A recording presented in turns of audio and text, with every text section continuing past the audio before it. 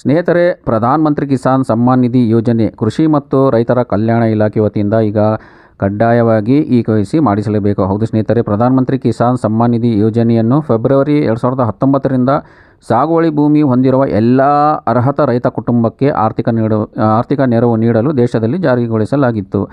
ಅಂದರೆ ಪ್ರತಿ ವರ್ಷ 6,000 3 ಕಂತುಗಳಲ್ಲಿ ಫಲಾನುಭವಿಯ ಖಾತೆಗೆ ಡೈರೆಕ್ಟ್ ಜಮಾ ಆಗ್ತಾಯಿತ್ತು. ಈಗ KYC ಯಾಕೆ ಅಂದರೆ, ಈ ಯೋಜನೆಯ ಪ್ರಯೋಜನವು ಯಾವುದೇ ಮಧ್ಯವರ್ತಿಗಳಿಲ್ಲದೆ ಅವರ ಆಧಾರ್ ಜೋಡಿತ ಬ್ಯಾಂಕ್ ಖಾತೆಗಳಲ್ಲಿ ಅರ್ಹ ಫಲಾನುಭವಿಗಳಿಗೆ ತಲುಪುವುದನ್ನು ಖಚಿತಪಡಿಸಿಕೊಳ್ಳಲು.